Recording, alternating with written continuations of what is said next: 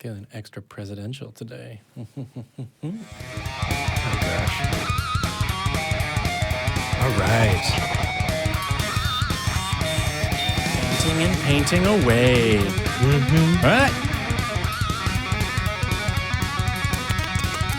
You know, this has been great for my cardio. Yeah, I know, really. Yeah. I like it. I'm going to live to be 300 now.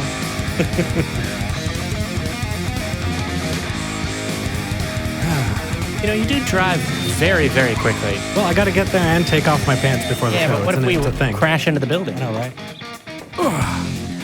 Hello and welcome to Talking Then! Hello, I'm Eric people. Murphy. And I'm Jamie Boone. It is February 24th, 2019. It is... And less than a month till Atheist Day! Yes! It's Season 3, Episode 8, and we've got a whole bunch of really, really cool stuff going on. Jamie, I was so excited to see Shelley come on last weekend. That was so much fun. That was a lot of fun. Oh, my goodness. And, you know, she played the song Sidelined. Yeah, which you'd asked for. I'd asked for it. I'd asked for it specifically because we talk about, you know, the way, not just stepping away from religion, but the way it makes you feel. And, you know, there are times where you don't feel like you're enough, you know, and you don't feel like those people in your life are always ready or willing to have you as your most honest self. And I felt like that was incredibly poignant. And I just wanted to say, Shelley, thank you so much for coming out. It was an absolute pleasure to meet you. I do have a couple quick announcements. Is one of them first, Atheist Day? One of them is Atheist Day. Get this. Actually, Chris Donlin, who does our magazine, threw this together, and I recorded some audio with Mark, and let's see if we can throw it up. Around the world, secular groups are gathering this March to celebrate the first International Atheist Day. While we encourage atheist groups to come together and celebrate, we invite you to join us. Because lacking religion does not constitute hate. Because in many parts of the world, disbelief can have tragic consequences. Because it's time to create an international community. Because where we can be counted, we should. Stand up this March 23rd and join us as we demand to be counted.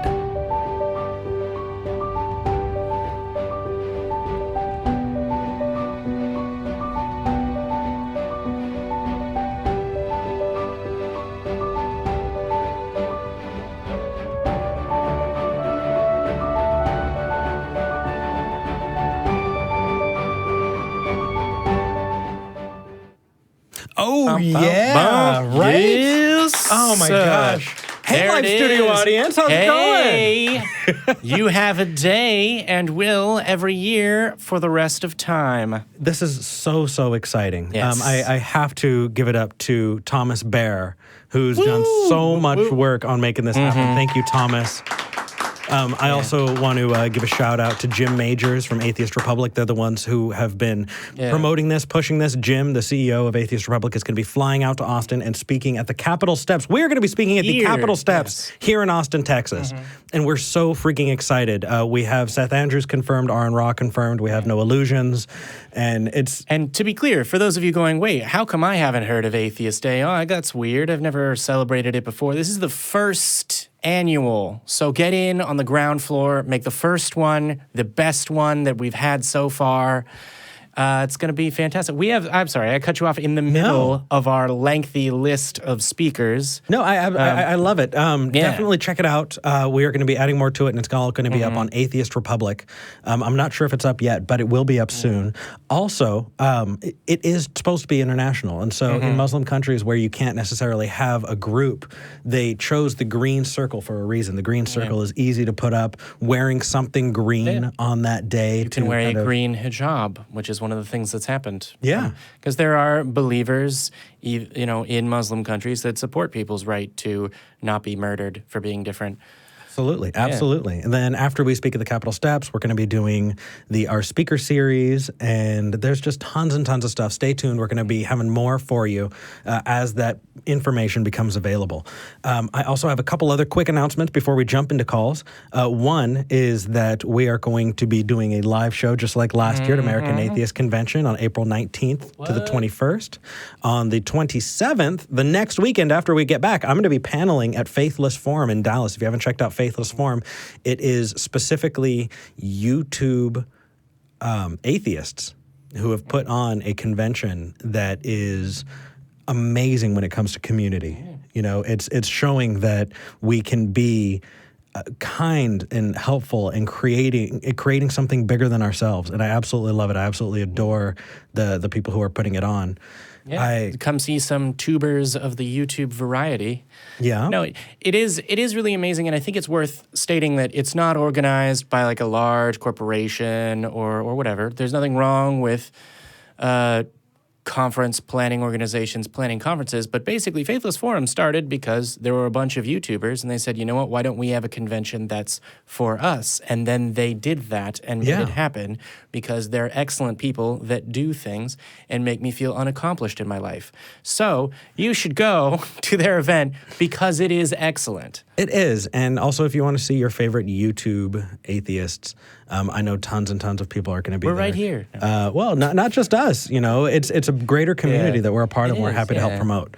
And then the weekend after that, May 2nd, I don't know if you know this, but Rogers State University is having me out in Oklahoma to do my first debate. Oh, yeah. You told me. Yeah. So it is going to be a busy next couple weeks. Yeah. And then before... I thought I was going to get some sleep eventually. Nope. Until I retire at age 290. Go with that. Because I'm going to live till 300. It's from the intro. I got you. Okay. Okay. It's a callback and therefore smart. So. Let's see. I have a correction to make. And before I make the correction, I do want to actually shout out, just like every episode, we are going to be thanking our patrons right around the middle of the show. If you'd like to become a patron and like to help support what we've got going on, it's your donations that have enabled us to do some of these really awesome things that we're doing every single month now.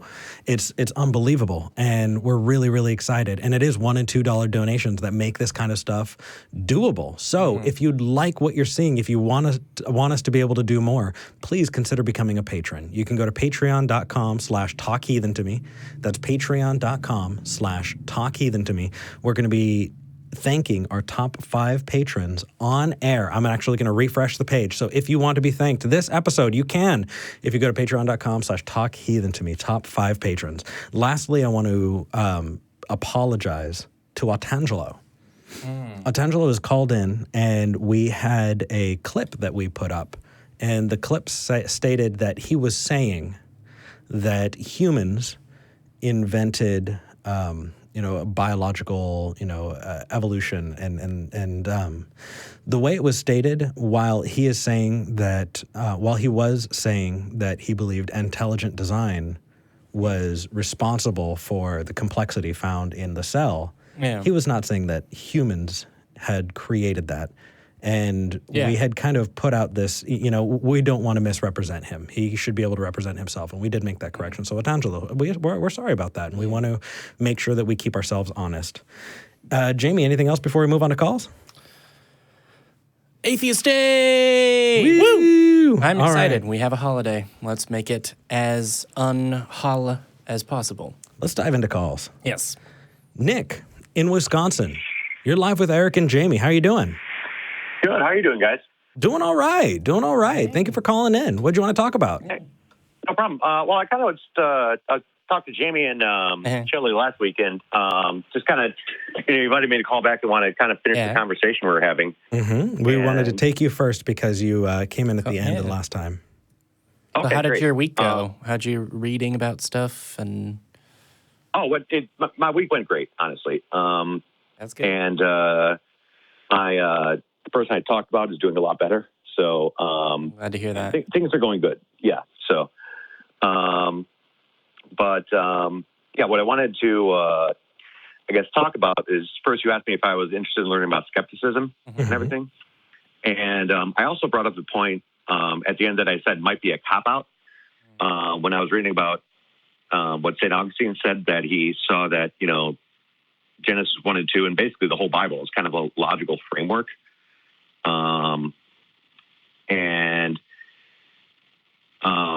So don't look at it as a science textbook. Don't take it literally.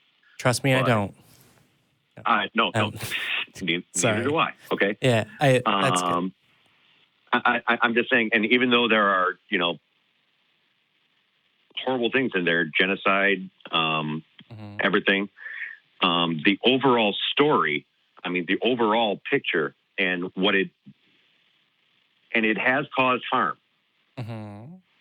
But it has also caused a lot of good.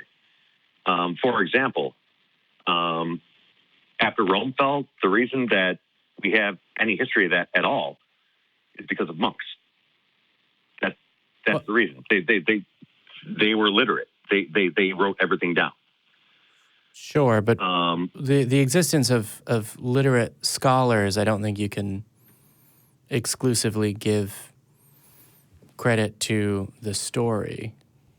I'm not or saying the stories in the that's Bible. proof of God, or I'm not saying that's proof of God or a proof that it's true. I'm just saying I know that you're not saying that's proof of God. I'm just saying that the recording of history, I don't think you can give the story of the Bible credit for. Sure. Can I jump in with a question here, Nick? Yeah. Sure. Yeah. So without even opening the Bible, you're saying that the religion was useful in that some good things have happened because of it? Is that right? Yes, good has happened, bad has happened, as in anything in life. Does that state anything about the truth value of the book? No, it does not, and I'm not trying to prove the truth value of the book right now. Now, what if I were to be able to point out a whole bunch of atrocities that were also committed? Would that mean that it would also still be good on the whole? I mean, if we're looking at non-religious or non-biblical reasons to be good, or times that people were good outside of what's in the Bible, then it seems like the Bible's kind of unnecessary, doesn't it? Okay. I believe that, first of all, the Bible was written by men, many anonymous men. If you look at, it's just the Torah. It was written by, and they don't even have names for these people. They're like J, Q, or whatever, for different parts. No one knows who wrote the Gospels. But they were written by men, and men of their time. And as I said last week, I'm on the fence. I don't know, and I'm comfortable saying I don't know. And that's awesome. That's something about the show, yeah. Sure. But can you be specific about what it is that you are saying you don't know at the moment, right? I don't know specifically if God actually inspired it, or if it's just. I mean, it's been around for a long time. Sure. And various parts of it for different lengths of time. Yeah. Yeah, and a lot of things have been around for a long time. I mean, Hinduism has been around for a lot longer than Christianity. I'm not saying that, how long something has been around is a reason to believe it. Sure. I'm just saying that a lot of people do, and I'm not ready to say that every one of them are wrong. And now let me preface that by saying that, I'm also not I have nothing but utmost respect for, people who are of the Muslim faith, but, there are a billion of them, and I'm not one of them. And yet I'm willing to say I don't believe in that faith. Mm-hmm. Yet I'm in this faith, probably because that's what I was brought up in, probably because that's what I've been all my life. And as I said last week, I fell out of the faith for a while, then I came back, not as completely wholeheartedly as was before, but overall, it's been a good influence in my life. So even though bad things have happened in the past, in my life, it's helped. Sure. Okay. So to be clear, you mean when you're talking about it, you're talking about sort of I don't want to say the vague things, but the things that we associate with the religion, right? Because I would be willing to say that, miracles. To be things clear, like I've been fed by a lot of potlucks that were organized around church events, but I wouldn't say that Jesus has fed me a meal. Yeah. I understand that, and I've also read that most of the miracles can be basically attributed to magic tricks, basically, just people, or just people remembering something in a different way, and it's been told by word of mouth. Yeah, I would say they can be attributed to humans, like which sounds very banal and doesn't actually get to the point that I'm making, because you said people remembering them in a different way. I would say actually the description of miracles in the Bible can be attributed to those are events that people remembered. Because that's how they remembered. What? Or have said that they remembered. Or have said that they remembered, yeah. Or have said that happened. I mean, there isn't a difference between that. The point is, human memory is always that bad. Well, and it may not just be human memory. I mean, you can point out more than that as well. Yeah, I can pull out a comic book where a author can say, put and place themselves in the story and say, "Oh yeah, I was here and I met Spider-Man." Yeah. That doesn't mean that the author actually believes it as much as they are telling a story. There are tons of different ways. I was just about to bring that up. Yeah. There are tons of different ways that you can look at it. Well, that end, it's worth saying that it's the stories in the Bible come from a storytelling, have filtered through various storytelling cultures, right? Like if you listen to something from a Muslim apologist today, or they will make a point about, the reason that whatever aspect of Islam or the Quran that they're defending, they will tell a story that illustrates that they're not asking you to believe the story is true. They're making a point, right? Aesop's fables have a moral, right? However, the meaning and the way that stories would be interpreted, particularly when at the end they don't say, and so the moral of the story is blah, is entirely cultural, right? There's this wonderful, I think it's research article that Tracy Harris likes to point to, where a person goes and is trying to tell Hamlet, the story of Hamlet to, I think it's called Hamlet in the Bush, but basically they go to a tribe in Africa and they try and share this story to see if the tribe can connect with it, because this person at the beginning of this believed there's certain universal culturally understood things that all humans will understand when they hear about them. But they come away from that experience concluding that that's not the case, because the moment they get to, the ghost of someone's father is telling them something, the traditions of the tribe they were speaking to are, no, that's not a representation of the dead person. Ghosts aren't real. That must be an illusion created by a witch. They should ignore whatever it says and go find the witch. And it's sort of, because then the entire rest of the story is just, he's doing whatever a witch wanted him to do. Yeah. And so for us to try and take, there are these stories from 6,000 years ago, from 3,000, even from 2,000 years ago, from a completely different culture, written in languages we no longer speak, that have been translated and mistranslated and copied and miscopied and filtered through generation after generation after generation. To me, I would say, why not actually literally replace those stories with Aesop's fables and do the same thing? Why not? Or, as I've thought about doing, why not take the Hitchhiker's Guide to the Galaxy series, put little chapter and verse numbers through them, and then just have those be the stories that you then base your moral teachings off of. Like, this is just the language of moral teaching. And to me, I would say there's nothing divine about that. It is entirely human. And given the combination of, the text of this particular book only has significance because our culture gives it significance, and we don't really have a good reason to believe that there's a God, why not use stories if they're helpful, not use them if they're not, and recognize that there isn't a good reason to believe that a God exists? Honestly, I'd like to build on Jamie's analogy there just a little bit. Right. Nick, what I would say is, if we would have taken one of those books and added chapter and verse, then I would say that if you're doing the math on what is more or less useful or has been helpful, Man. you're forgetting the entire other side of the equation, which is you have systems of bigotry and hatred. You have personal justification of violence that are also attributed to the Bible, right? And if we were to stack those up against each other, I would take Aesop's Fables or Hitchhiker's Guide any day of the week.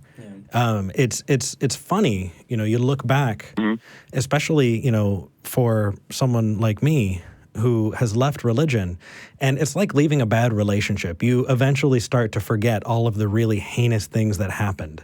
And you start to remember, oh no, this was good and that was good, but you start to kind of let by the wayside all of the horror as well.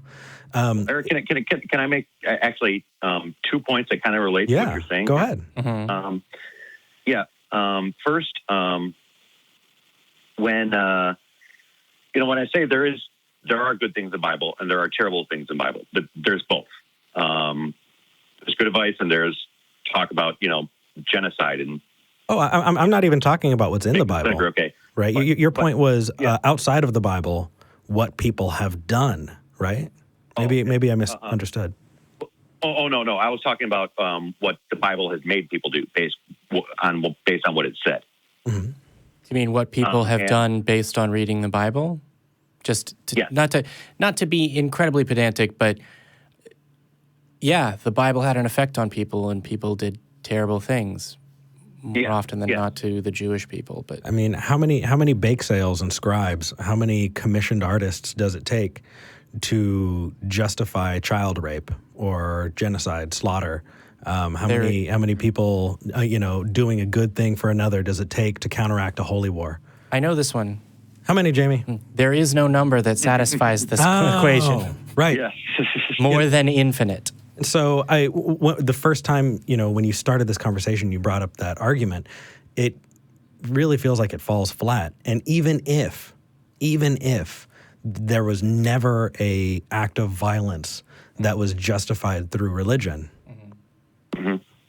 that still doesn't mean that the reasoning, right, people have done good things, in the name of this religion, that is in no way, should that affect the truth value or the import that you put on a book if it's being taken as its claims being literal, right? It seems like you don't. Let me tell you a brief story that might. I mean, you might understand this. What I was talking to my parents.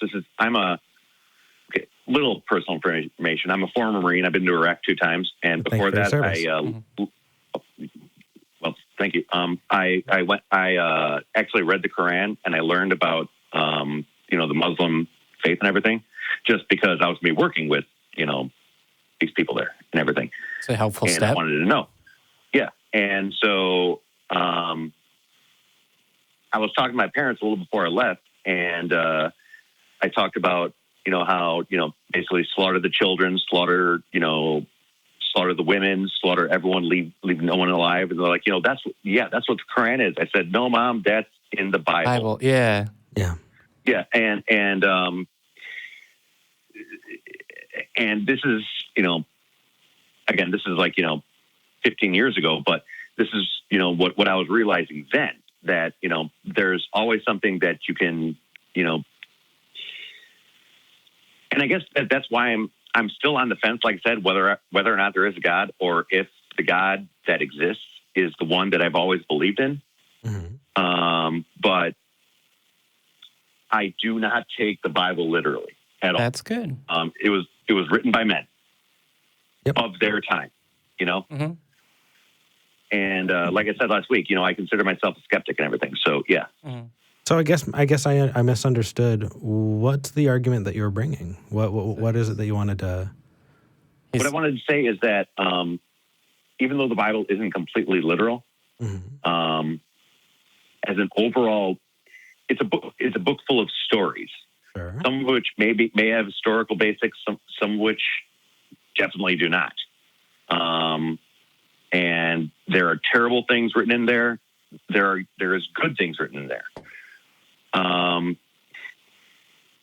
If you look at the overall story and overall, basically, coming back to Christianity, and even if I am still struggling and still deciding what I actually believe, overall, it's been a good thing for me personally.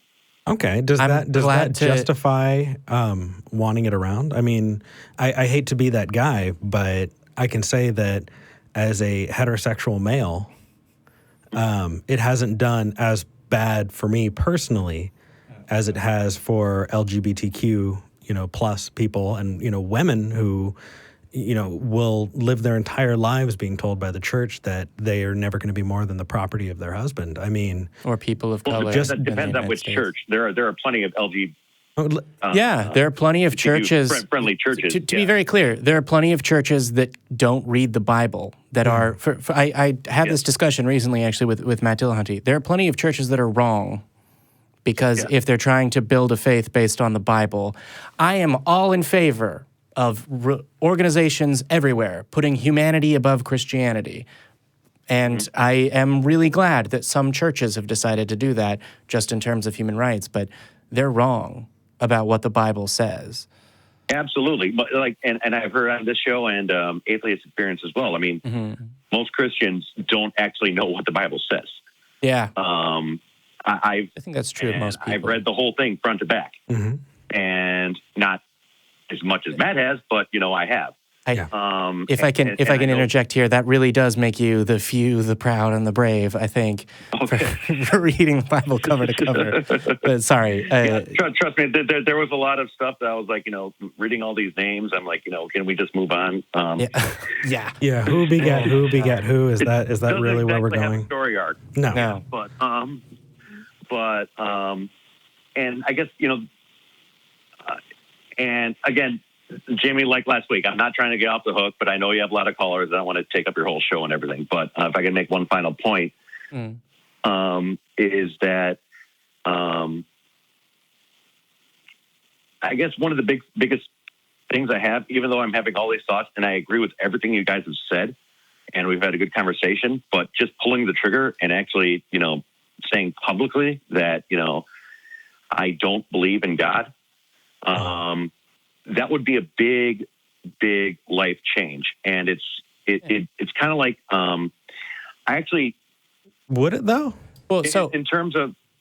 Nick, hold on. Would it be a big life change? What do you think would change? What people thought of me, what... That's being an out atheist. That doesn't have anything to do with being an atheist. What I was going to say is, Nick, there's two parts of that. There's one, saying out in the public square I'm an atheist, but two, and I think is the more important one, the one that we would encourage everyone, regardless of their circumstances, to say is there's acknowledging it to yourself when it comes to that. I guess I was talking about being an out atheist. Yeah. Okay. Well, let's cross that bridge later. There are people who will live most of their lives without being out atheists, and for a lot of times for reasons that we totally understand.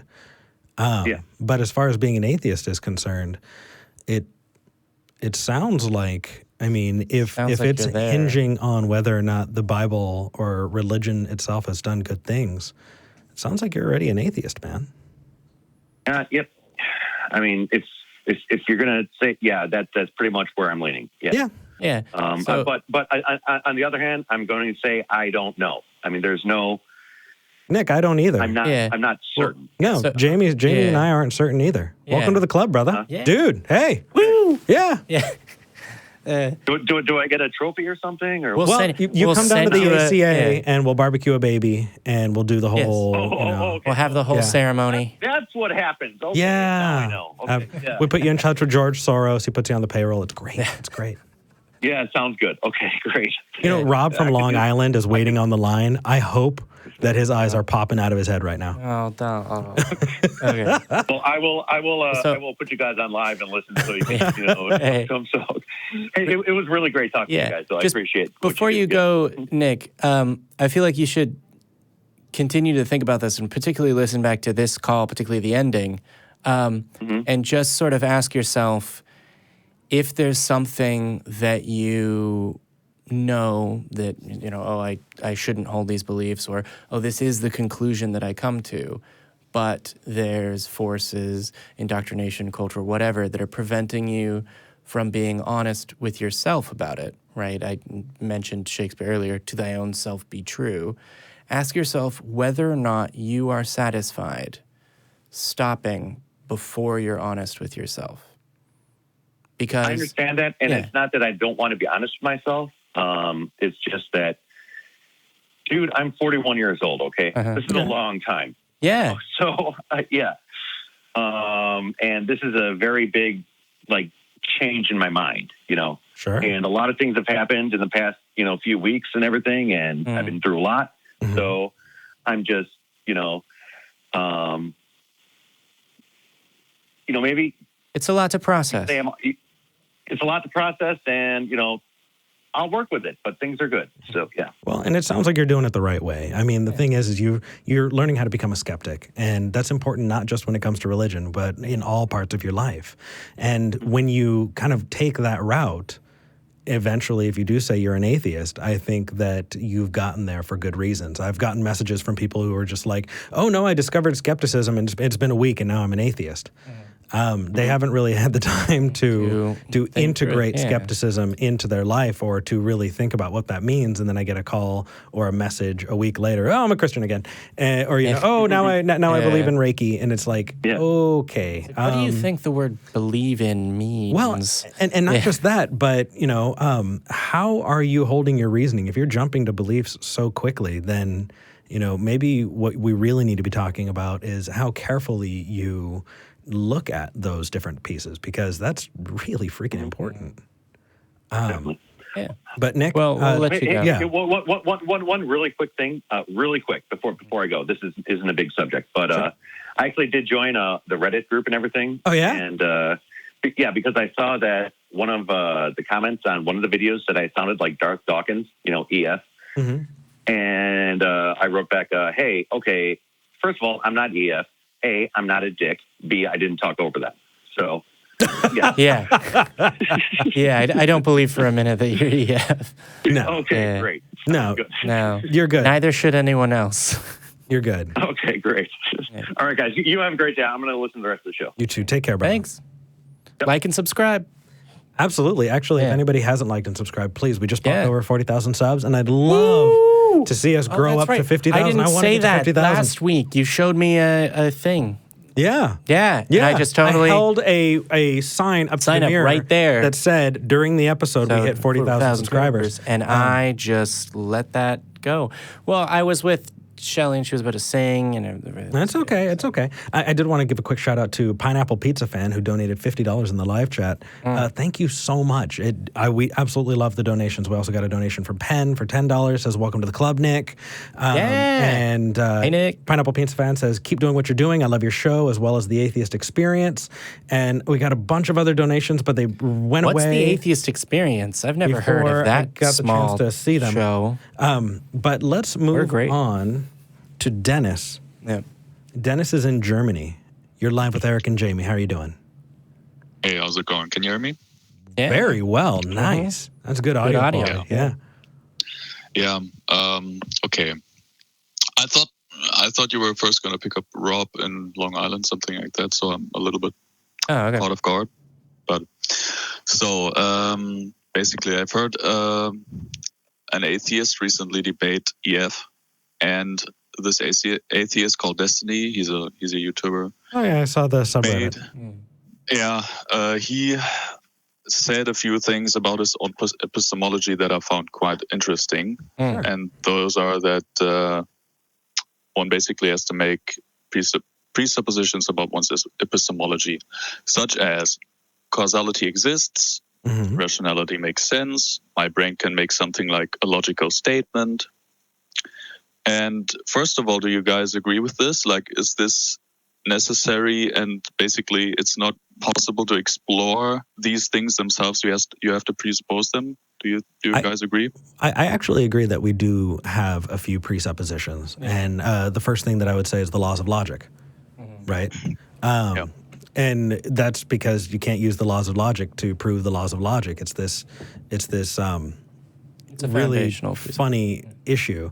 But we use it because it works. And until the point that it doesn't work, until the point that it doesn't work, we're going to continue to use it. And when it stops working, we'll stop using it, right? If we're specifically talking about our own reasoning, well, actually, I question my own reality as much as I can, because I know that because that's how skepticism works. We're faulty. We're faulty in the way that we see the world. We're faulty in our memories, and so I do my best to try to make sure that that is still on the table. Because I can be wrong, and I absolutely want to know when I'm wrong so that I can correct if I can. Yeah, well, when I heard these statements being made that you have to presuppose these things, it kind of made me imagine something that made me doubt my epistemology, which was an imagined conversation between an atheist and a theist. Okay. And the theist is basically like the EF type, like what was the word? Let me just think. Like presumptuous and smartass type of theist. Sure. Because the theist could just say, well, you make these presuppositions and I just presuppose that the Bible is true. Sure. And that's my ultimate epistemological basis. And so, is it possible to show that presupposing the basics that I mentioned is more rational than presupposing the truth of the certain holy book? Yes. Because I just need to. No problem. Absolutely. I realize that I'm kind of going a little long here, but still, because I can't imagine that all of these discussions could just end at a stalemate like this, because it seems like a stalemate to me where the atheist just says, well, I'm presupposing these things and I can only judge other things based on those presuppositions. And the theist could just say, well, I'm just presupposing the Bible and I take it on faith, and that's that. I can't imagine that it really is that simple and that it really ends there and that it's really like a draw. No, because if you want to create a logical argument, if you want to move forward, you're going to need to use the laws of logic. Right? If you asked someone to give their premises, right, they would be relying on the laws of identity, non-contradiction, and the excluded middle. And so we're starting there, right? After that, we need to move forward. I mean, if you want to question, identity, non-contradiction, and the excluded middle, then we can do that without ever talking about religion. But to the best of my knowledge and my research, we're kind of stuck there. But moving forward, that is not the same as presupposing the Bible, right? Let me explain it this way. I heard, I forget who was saying it, but what I remember is someone saying that, let's say you were arguing about science and the supernatural, right? If you were to ask someone to explain the supernatural, what they would need to do is use science to explain the supernatural, right? Bringing things directly back into the methodology of science, right? The methodology that we use when we talk about logic is something that we all use. It's not the same, right? I'm not presupposing that I'm right, and I'm also not presupposing that there are, how many claims are there in the Bible, right? The supposition that something is what it is not what it's not, and cannot be what it is and what it is not at the same time, is very different from believing that Abraham took Isaac on a mountain where he was told to slaughter his son by an angel, and was stopped at the last minute. It's very different from the story of Noah's Ark or any other ones in the Bible like that. It's just it's apples and oranges. I realize what you mean, that basically the quality and dimension of these claims in the Bible are just a totally different, are an orange compared to an apple, of like saying, well, A is A and not A is not A. But if you have a smart-ass theist, he could just say, well, again, this exact evaluation of the apples and oranges you're making with your own epistemology in which you have presupposed these things. So basically, this theist could argue you're making a circular argument, and that's what my difficulty is. Sure. A circular argument yeah. includes the conclusion in the premises, right?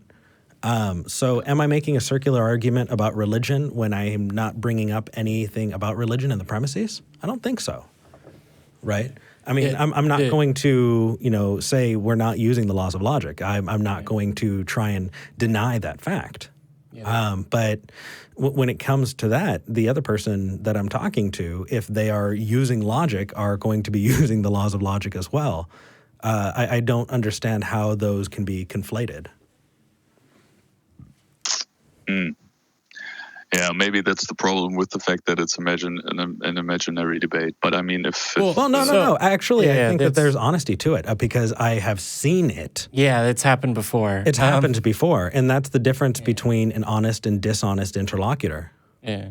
Right? Either you're looking for a conversation, you're looking for an honest discussion, or you're looking to try and score points by this very, very base idea that the people who don't understand what's going on are going to determine the winner, right? That's not how you move forward. If somebody, says something very forcefully and is absolutely wrong, that doesn't mean that they won.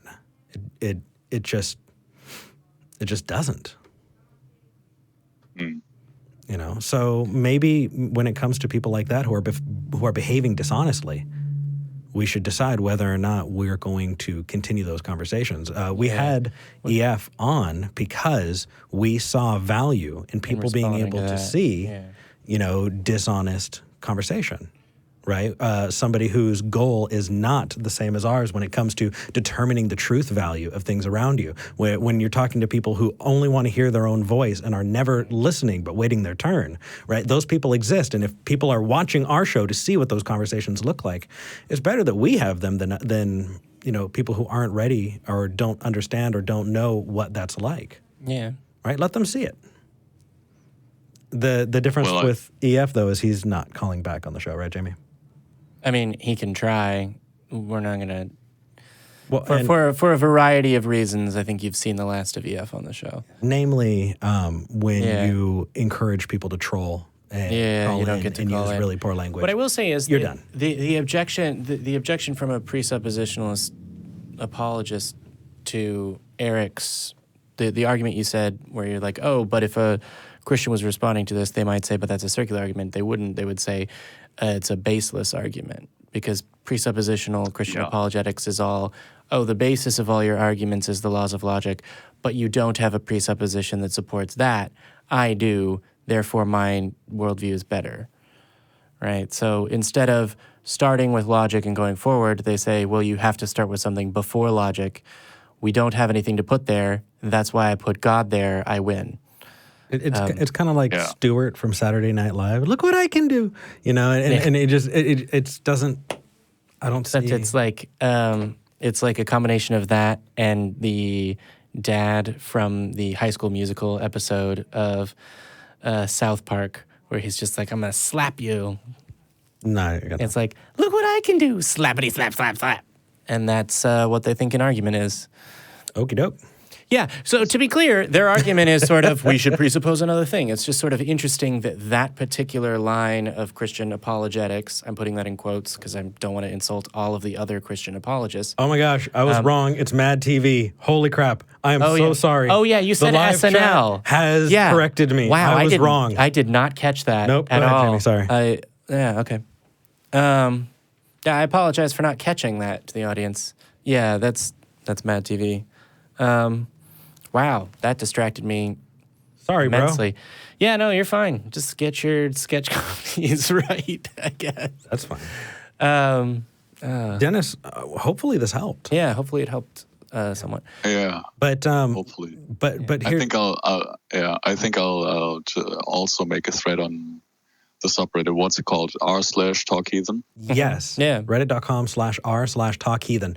And if you do that today, I will definitely be there sometime this week. What we encourage, though, and what we absolutely want to make sure of, and I can speak for Jamie and I both, is be intellectually honest.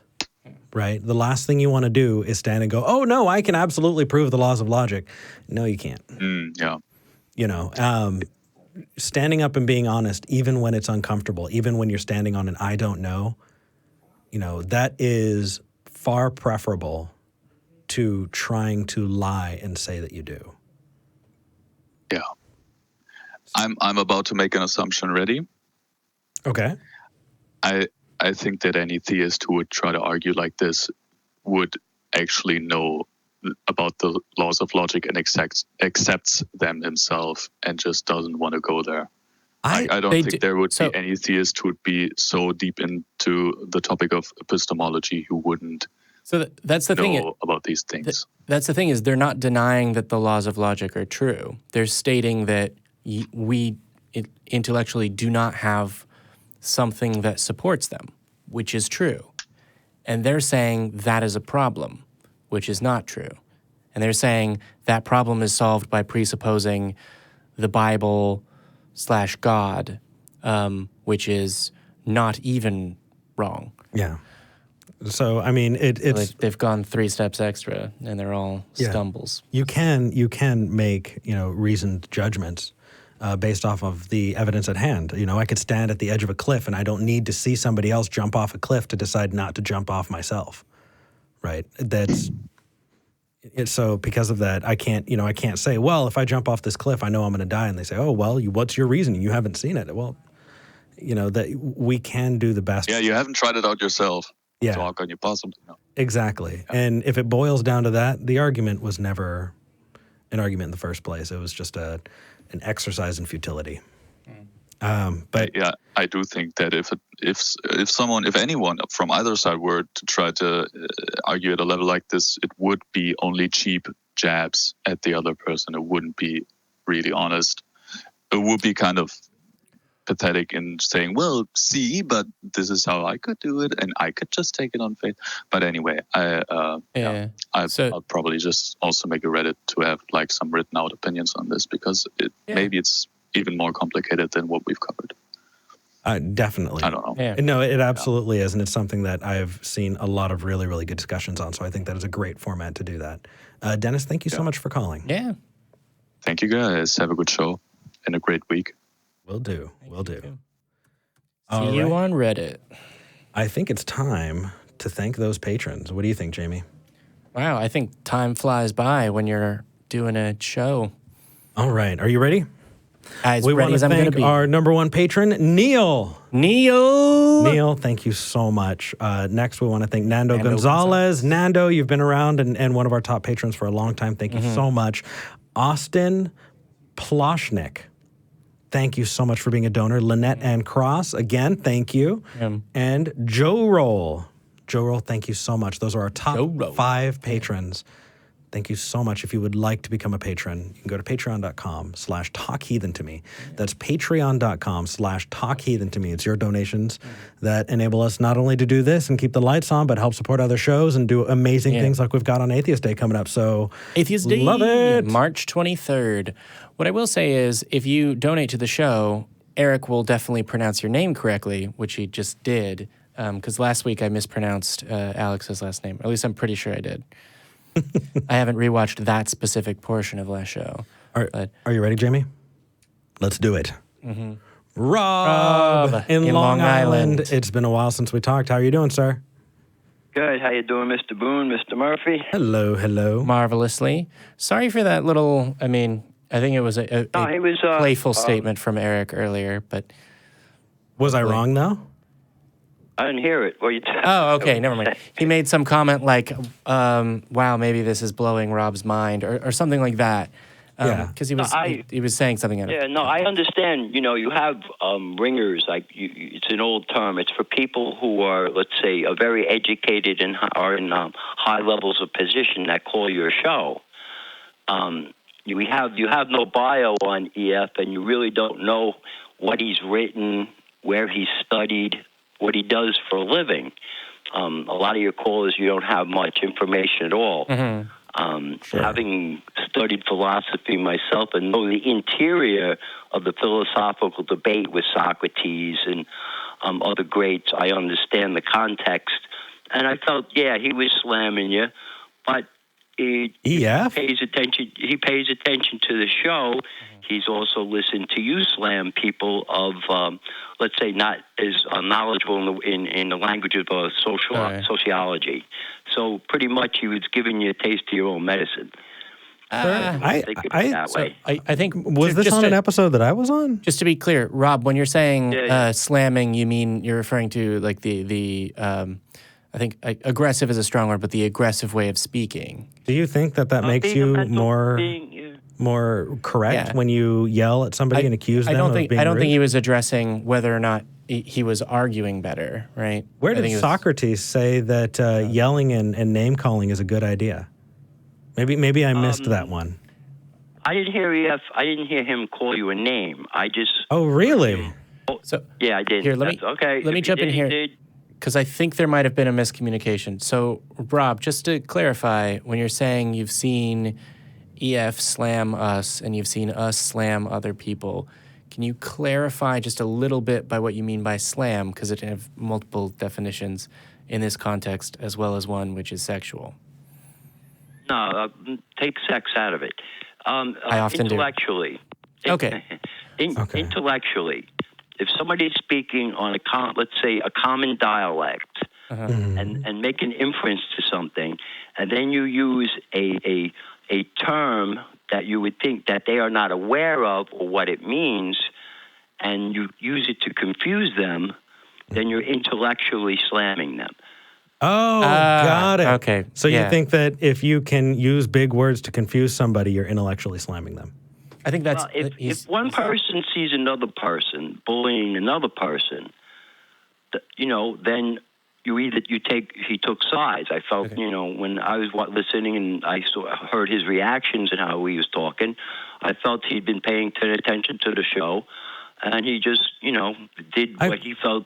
So, you guys had done to other there's people. a little bit of 2 points here, Rob. There's a little bit of context that I think that we might have that we haven't talked about on the show, which is that EF is not a caller exclusive to our show, right? He engages in discussions about this specific topic, basically in as many places as he can, not just in ACA shows, although he's called the Atheist Experience in other places before, but he goes on Discord and has these different discussions. And so he didn't change his sort of playbook when he came onto our show, if that helps at all. That is the way that he engages with people everywhere he goes. I can, understanding the interior world of philosophy and how it works, the internal debate is how it developed. And when you're learning it in universities, if you are that adept at philosophy, you will take in the philosopher that you're debating with. And it's a long time ago thing, but I remember it. Rob. All right. If the loudest person is the one that everyone chooses is correct, then everyone there is not using logic very well. If you're in a philosophy class and the philosophy is the loudest person wins, that is not good. I was apologizing for him. I didn't say it was correct. I was giving an example of possibly why his management of the situation might have been off a little bit. I personally think that if I were a psychologist, I may feel comfortable diagnosing narcissism, but because I'm not, I won't. Rob, what would you like to talk about?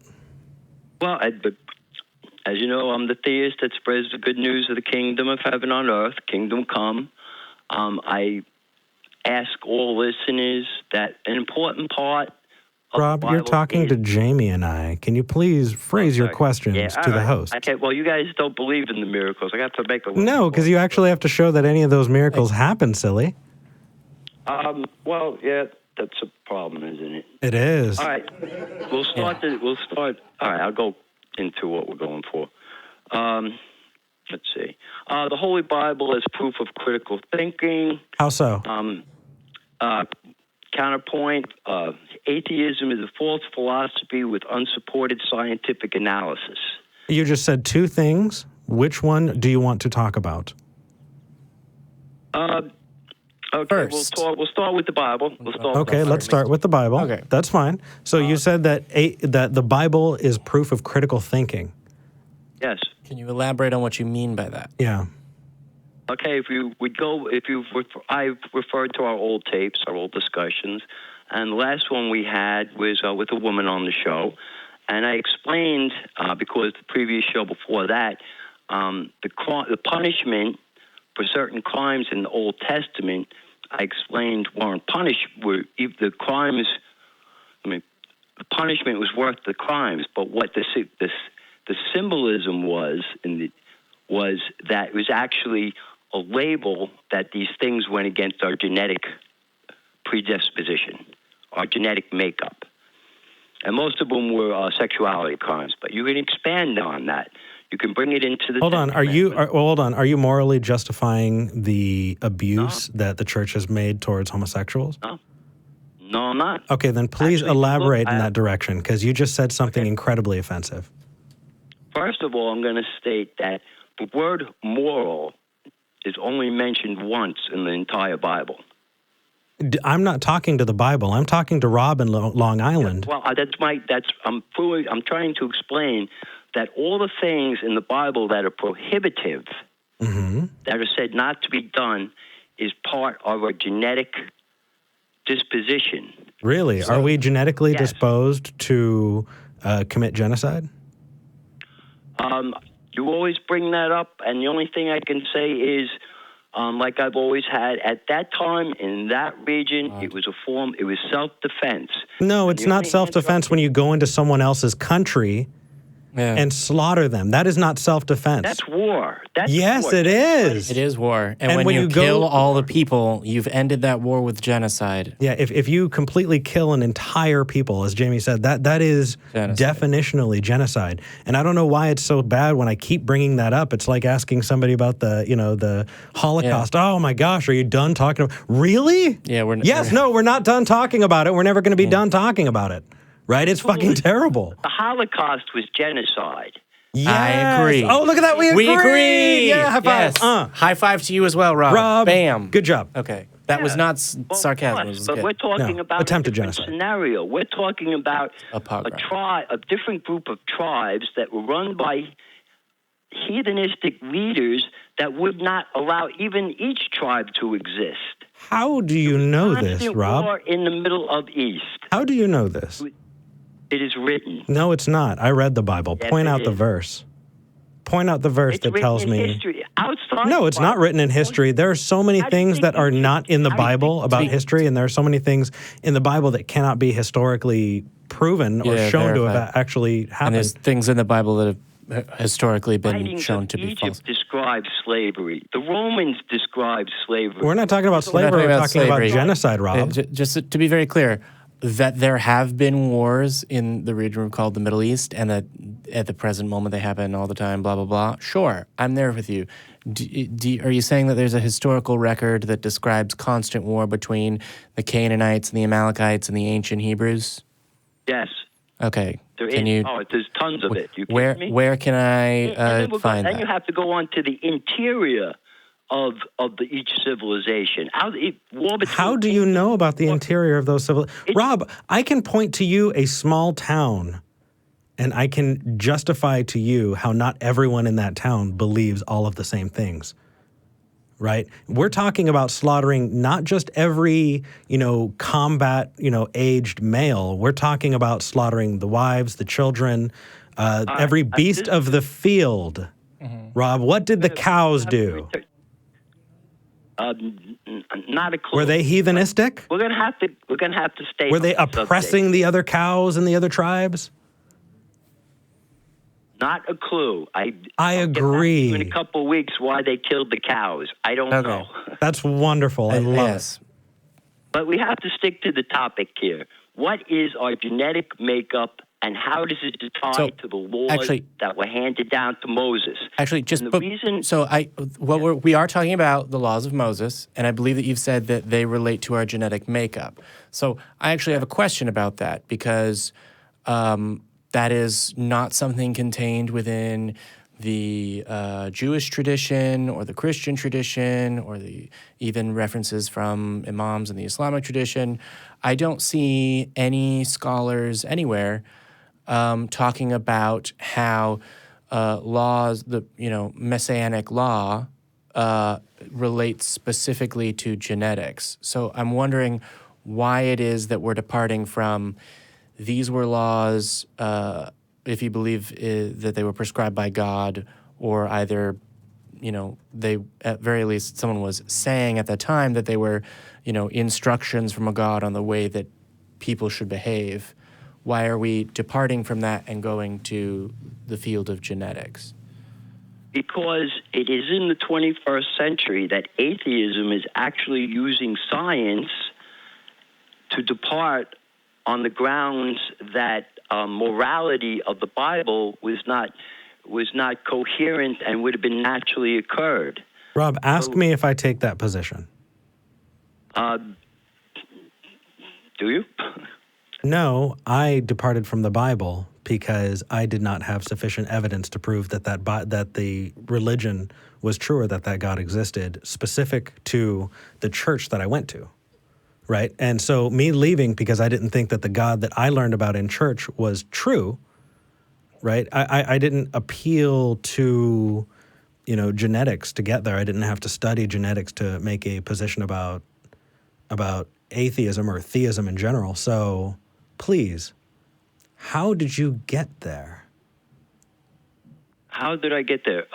Because fundamentally, as the Bible is called the living book of God, and since our debate between, let's say, Christianity, Judaism, and every major religion in the world that has a belief in a higher power, and the word morality, which you've chosen to, like, whose morality is this? Like, I don't go on to secular sexuality, but which is a great show. A lot of the problems every Thursday that we have, a lot of the problems which are the interior of society right now, because this is the continent of the United States, which we have suicide, mass drug addiction, high divorce rates, children, mental illness, mass shootings.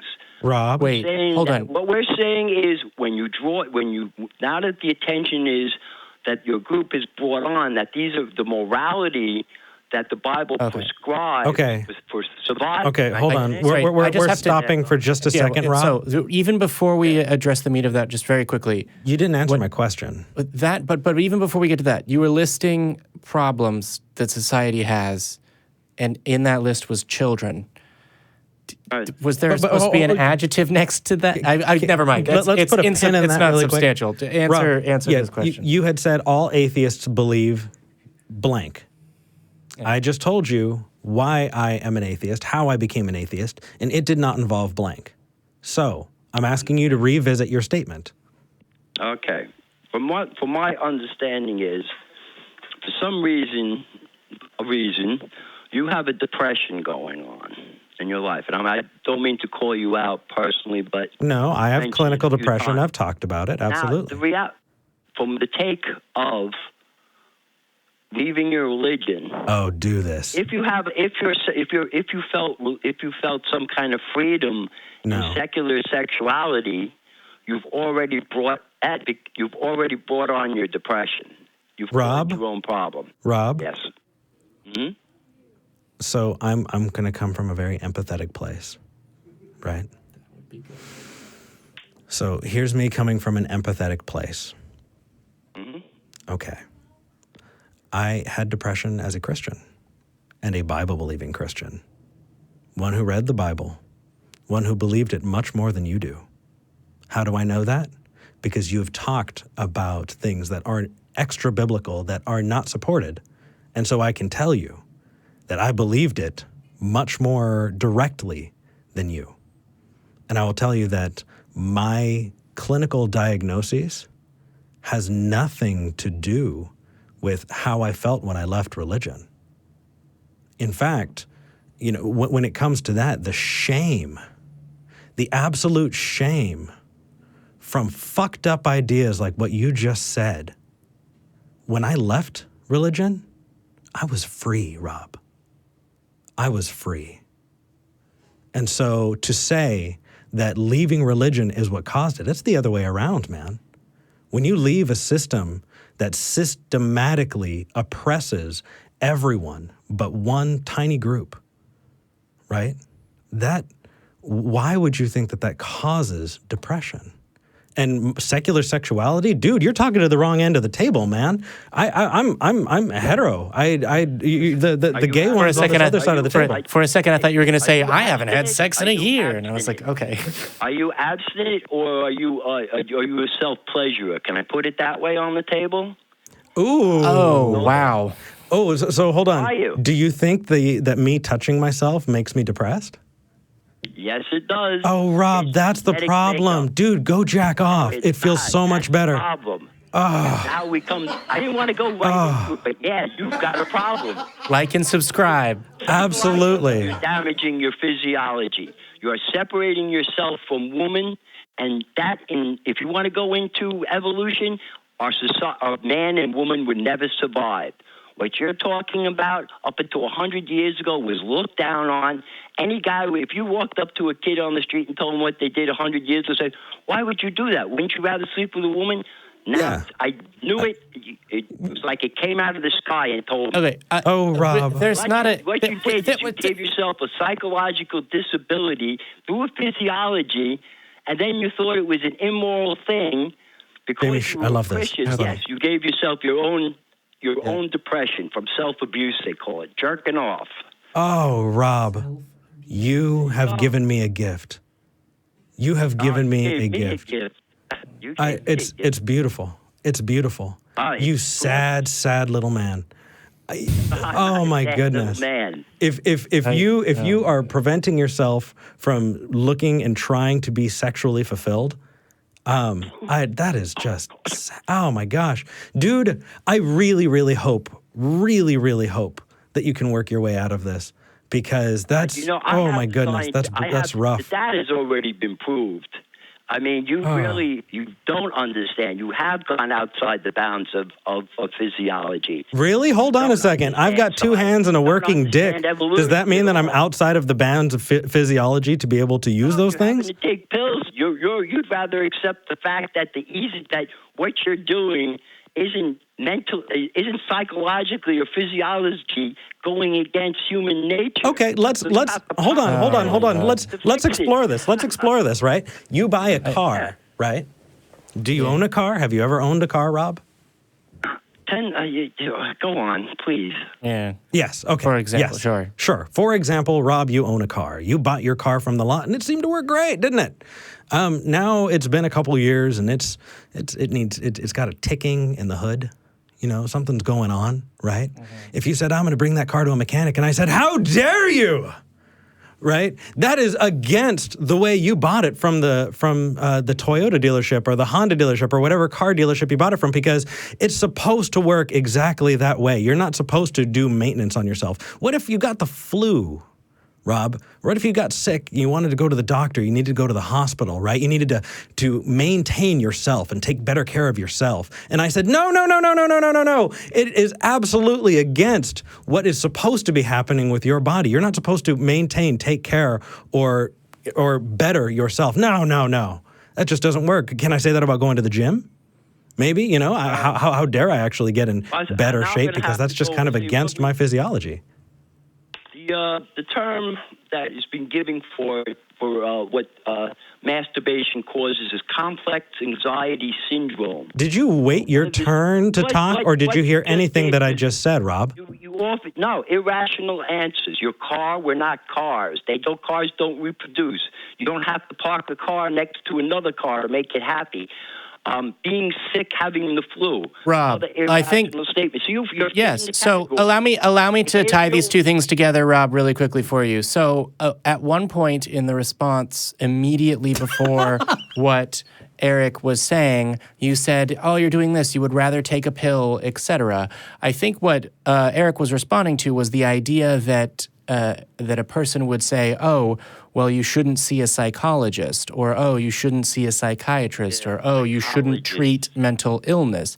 The answer is you should. You should treat mental illness in the same way that you treat any other kind of illness or physiological problem. And I don't know whether or not that's a point of agreement we can reach. Yeah, I understand. The word psychologist, when he started talking but started bringing up cars, did pop into my head. That's where he was going to go. Yeah. And then we must go to, what was that book called? Everything You Wanted to Know About Sex, written by the two freak show doctors in the 1970s. Rob, do you like using that kind of terminology?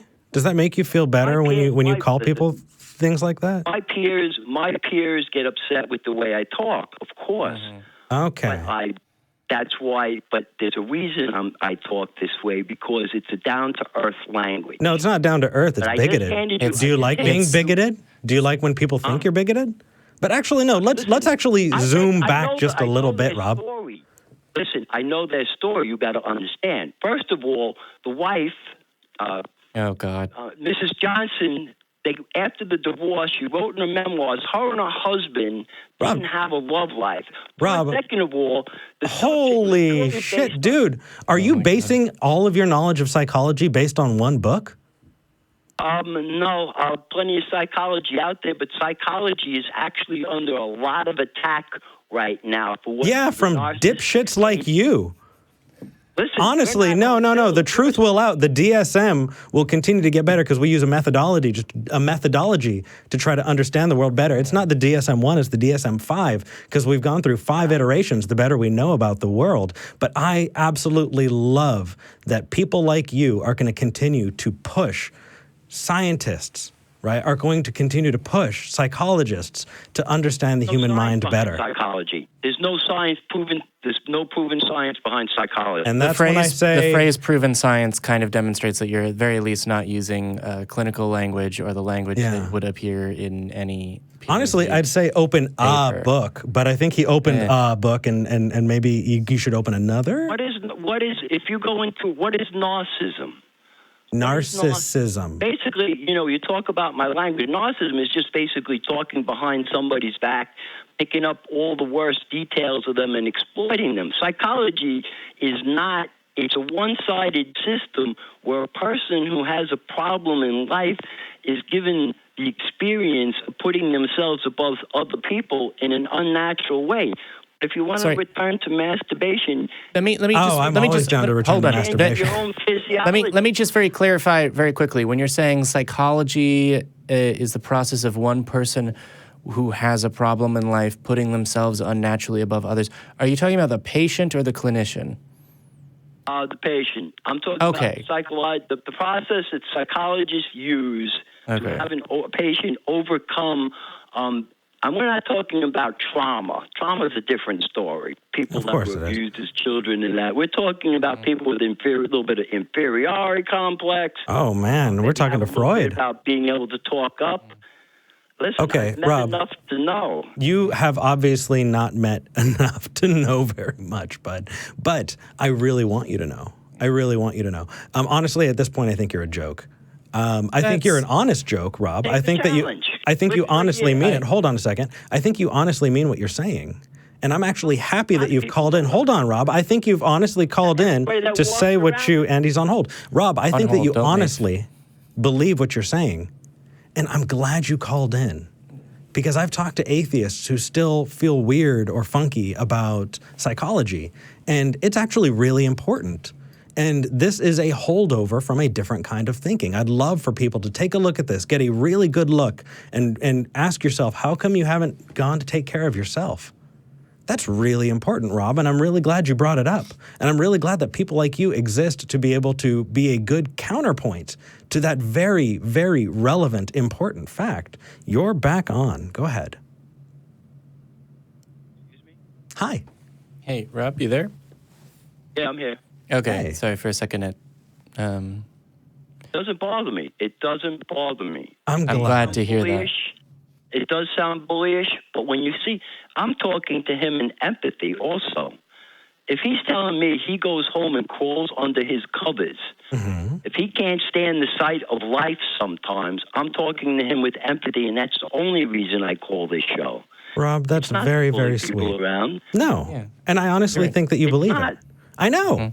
I know. And I think that you're using the best tools that you have available to try and reach out. And unfortunately, those tools that you're using are detrimental, are not very good tools. And so the goal of this show is to try and help How are they people detrimental? understand. How is it detrimental? Yeah. Sure. So if somebody needs to be medicated for an actual mental illness, and you say that psychology is, you know, There's no science behind it. There's no proven science behind it. Et cetera. then what you could do. Psychiatry, go on, difference. Yeah. Okay. If I give you the answer why your depression is existing and has become chronic, gets chronic, why would you ignore that? If I explain to you it's within your DNA not to do with that. So to be clear, I'm not saying it's morally wrong. Like I said, the word moral is not used in the Bible. I don't care about the Bible. I'm talking about you, Rob. Right. well, he's Not basing his talking about morality. conclusions I'm talking about on human messianic physiology. law, evidently, which But which We're doesn't. talking about your He's trying to man tie it and back. Woman's human. That's all I'm saying. It's man and woman's human physiology not to participate. Just to be very clear, where in the Bible does it refer to masturbation? Onan. Onan. Oh, Onan. no, onan refers to pulling out. That was Well- sex with another Well, person. that was the only one. There's not really much. Yes, that's it. Onan. I mean, to be clear, that's a better argument for don't quit until you're both finished than anything else, which I think is actually a much better message. Well, and if you actually follow the story, he was fucking his recently dead brother's wife. yeah, so that I mean, I she would could have a honestly child. say, yeah, don't fuck your brother's wife. Well, I think that's probably a better lesson than. So in better than fucking him when he's alive, right? That's also not doable in the Bible because it would mess up your physiology. All these things, lying messes up your physiology. Stealing messes up your. We're made that way. It is built into us. And the reason I can honestly say this is because the word is repeat offenders. Those are. Change. Are you referring repeat to offenders. human Okay. laws? Yeah. Rob, Repeat offenders. I love it. Let's make a graph. Let's detail this out and have you call back. Yeah. We've got a couple other callers on the Yeah. line. You're gonna I have appreciate some you calling from a place of information. empathy, but I. Please call again because I absolutely don't want this conversation to end. Oh my goodness! Here. Honestly, You're gonna dude. have to come. Listen, it's science. Listen, it's scientific. We're not talking about morality. We're talking about scientific, the process of how the human body works, how it has survived for thousands of years. I honestly think that And if what- science was a and person, it would roll when- over in its grave. When at that. popularity overcomes common sense and knowledge disappears, then social structures break down, Okay. and you have to pop think- pills to overcome it. Okay. That's, and I think we're Rob, done. empathy. yeah, Yeah? Rob. Okay. I think can we Bye, get you to Rob. call back in future? Uh, Okay. Okay. Well, my it was God. taking a long time to kind of That's trail just it's that type of I'm going to use the word argument here only because it is technically correct. Argument. His summary that is the entire motivation for why I engage at all with and- epistemology at all because that level of loose thinking applied to any subject. Oh, dude, it's beautiful. It's beautiful. There's I an will cut off entire the comments. 20-minute video Yeah. to be made just about the last, I think it may have been 2 sentences or 3, depending on whether or not you use a semicolon that he said. No, it's beautiful. I know. Yeah. It's a babushka I'm gonna make doll it. of crazy. I'm gonna do it. I'm it is gonna. That's it. fractally wrong. I'm done. I'm gonna respond it's to that. amazing. It's fucking everywhere. And to cut people off from saying it, why did we let him call in? Because we take There's theist callers, so much and value there. he called. We have one other theist caller on the line. We're going to talk to him right now. got But William after that, Lane Craig to call, we we would don't take his call And as well. so I've gotten messages. Why do you always pick people like Rob to represent Christianity? Because he's the only one that calls. If you want to call in and you have a better thing to talk about, or if you have a better style of argumentation, please, I'd rather talk to you. To be clear, if I was feeling quippy and aggressive, which I kind of am at the moment, I'd be like, why don't you call in to represent Christianity? Well, punk, make my day. And with that, we've got Jason in Oregon. Hi, Jason. How's it going, Jason? How are you? Hi, everything's going well here on my end. Good. Help us wash this taste out. What would you like to talk about? So, I recently got married, and congratulations. Yes, and my wife and I, she was married before she married me, and so now I'm a stepfather. Okay, cool. And my stepson, his name's Chris, he is 3, and sometimes he cries, and I often think I need to repent for some of my previous thoughts when I would see children screaming or crying. I would think, oh, those are bad. Sorry. So when he's crying, I think, okay, this is probably how God must feel. He sees the human race crying. He sees them screaming. And atheists and non-believers will look around, or heathens, if you call yourself so. Sure. Yeah. They look around and they see the crying, and they assume that God is not real, and this is wrong. Well, Jason, let me ask you, man. Well, if you had your child crying or in pain, would you go to that child? You know, and I've thought about this, and with Chris, sometimes the best medicine or the best method or the best thing that my wife and I will do is we will put him in his room, and it's called crying it out. We will let him cry it out. If your child was starving, would you let him cry it out? Well, Chris eats. We take care of him. So that is a check in your favor, because that already makes you better than your God. Let's try other things. If Chris needed to go to the hospital, right, it was seriously injured, would you take Chris to the hospital, or would you let him cry it out? Well, reason would dictate the circumstances. Broken leg. Broken leg. Okay. What if we gave you magic powers, Jason? Right? Let's say that Chris. I'm sorry. Oh, let's just pretend that you have magic powers, right? Yeah. And in this pretend, in this hypothetical, your son can heal him. Had some debilitating illness, cancer or some other parasite, and you could snap a finger and heal your son. Would you? I'm tempted to say yes, but well, of course you are, because you're a good parent. But it even gets better. Would you give your child that parasite? Would you give your child cancer if you could? Would you starve your child if you could? Would you break their leg first? No, of course not. Which is why you are also better than your God. Right, Jason? Well, and I wouldn't. I'm even assuming that your God is real, because we're talking about the character of this God, right? If you believe that God is all-knowing, all-loving, all-caring, all-powerful, right, then that God would do those things that you're doing. I don't even think that God exists, but if I went to the level of saying, okay, let's assume that God exists, let's take a look at its moral character, then what I would say there is that God is supremely immoral. That God is a thug and a monster. Right. And I think that is absolutely true. And I think that you're better than that. And I appreciate that. I like that. It means you're a good person, Jason. Well, and I wasn't expecting to be a father, and now I'm a stepfather. And right now, Chris and I, we have a good relationship, and I have a good relationship with his mother. But it's just the three of us.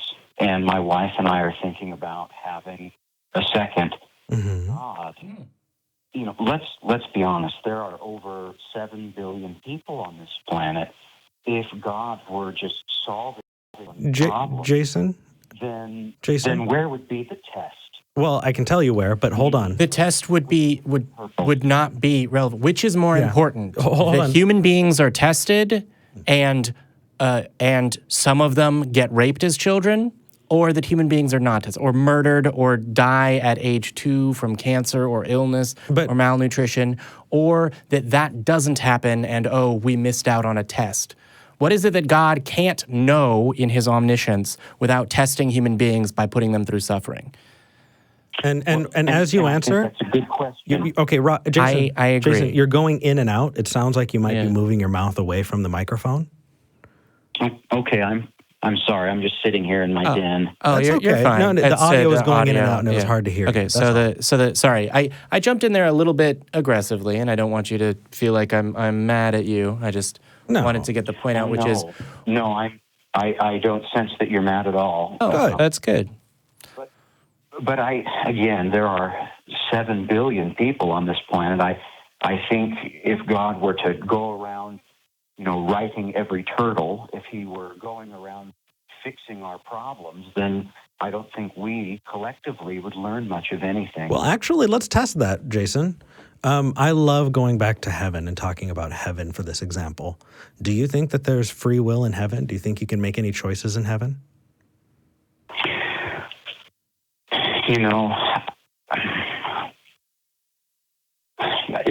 Yes. You do? I believe there's a heaven, and I believe that we decide if we will go there. Well, all right. Do you believe that people can learn things in heaven?